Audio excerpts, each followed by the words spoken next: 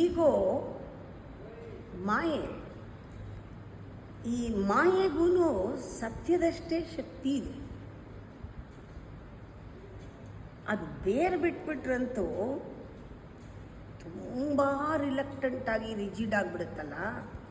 ಆ ಟೈಮ್ನಲ್ಲಿ ಎಷ್ಟು ವ್ಯಾಮೋಹ ಹುಟ್ಕೊಳ್ಳುತ್ತೆ ಅಂದರೆ ಈಗೋಯಿಂದ ನಾನು ನನ್ನದು ಅನ್ನೋದು ಒಂಥರ ಸ್ವಮೋಹ. ಅದು ನಾರ್ಸಿಸ್ಟ್ ಅಂತಾರಂತ ಎಷ್ಟು ಬಂದಿರುತ್ತೆ ಅಂದರೆ ತಾನೇ ಅಂತ.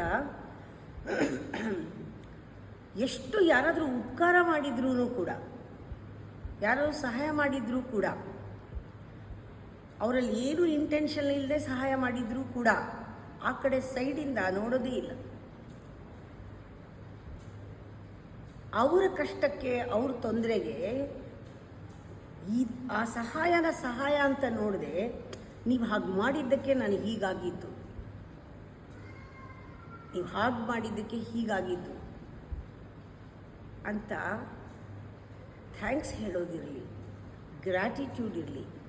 ಆ ವ್ಯಾಮೋಹದಿಂದ ದ್ವೇಷ ಹುಟ್ಕೊಳ್ಳುತ್ತೆ. ನಮ್ಮ ದುರ್ಬಲತೆಗೆ, ನಮ್ಮ ಒಂದು ಕೋಪಕ್ಕೆ ಅವರೇ ಕಾರಣ ಆಗಿಬಿಡುತ್ತೆ. ಸಹಾಯ ಮಾಡಿದವರನ್ನೇ ಸಹಾಯ ಮಾಡದೇ ಇರೋದನ್ನು ಗಮನಿಸದೇ ಇರೋದು ಒಂದು. ಆ ಸಹಾಯದಿಂದ ತನಗೇನು ಸಹಾಯ ಆಗಿದೆಯೋ ಅದಕ್ಕೆ ಒಂದು ಇನ್ಫೀರಿಯಾರಿಟಿ ಕಾಂಪ್ಲೆಕ್ಸ್ ಬಂದ್ಬಿಡುತ್ತೆ. ನೀವು ಸಹಾಯ ಮಾಡಿ ಸ್ವಲ್ಪ ಕೈ ಕೊಟ್ಟು ಎತ್ತಿ ಅವ್ರನ್ನ, ಇವರಿಂದ ನಾನು ಎತ್ತಿಸ್ಕೊಳ್ಬೇಕಾಯ್ತಲ್ಲ, ಇವರಿಂದ ನಾನು ಸಹಾಯ ತೊಗೊಳ್ಬೇಕಾಯ್ತಲ್ಲ, ಇವ್ರು ನನ್ನ ನೋಡ್ಕೊಳ್ಳೋ ಹಂಗೆ ಆಗೋಯ್ತಲ್ಲ ಅಂತ ಅವ್ರ ಮೇಲೆ ಸಿಟ್ಟು. ಪಾಪ ಅವ್ರು ಕೈ ಕೊಟ್ಟು ನಿಮ್ಮನ್ನು ಎಬ್ಬಿಸಿದಾಗ ಅವ್ರ ಕಂಪ್ಯಾಷನ್ನು, ಅವ್ರದ್ದು ಹೆಲ್ಪು ಏನೂ ಕಾಣಿಸ್ತಾ ಇಲ್ಲ. ಇಂಥವ್ರ ಹತ್ರ ಮಾಡಿಸ್ಕೊಂಡ್ಬಿಟ್ಟಲ್ಲ ನಾನು, ನಂಗೆ ಇಷ್ಟ ಇಲ್ಲದೆ ಈ ಕೆಲಸನ ಮಾಡಿಸ್ಕೊಂಡ್ಬಿಟ್ಟಲ್ಲ ಅಂತ ಅವ್ರ ಮೇಲೆ ಕೋಪ.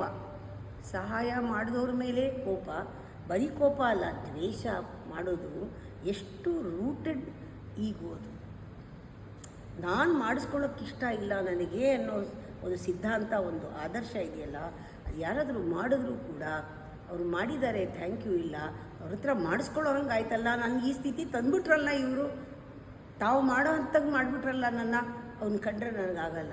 ಈ ಥರ ಹೇಟ್ ಮಾಡಿದ್ರೆ ಯಾರು ಅವ್ರಿಗೆ ಮಾಡ್ತಾರೆ? ಎಲ್ಲ ಕೈ ಬಿಟ್ಟು ಹೋಗ್ತಾರೆ ದ್ವೇಷ ಮಾಡಿದ್ರೆ. ಆಮೇಲೆ ಸೆಲ್ಫಿಶ್ ಮೋಟಿವ್ ಏನಾಯಿತು? ಐಸೋಲೇಷನ್ ಆಯಿತು, ಒಂಟಿತನ ಬರುತ್ತೆ, ಯಾರೂ ಮಾಡಲ್ಲ.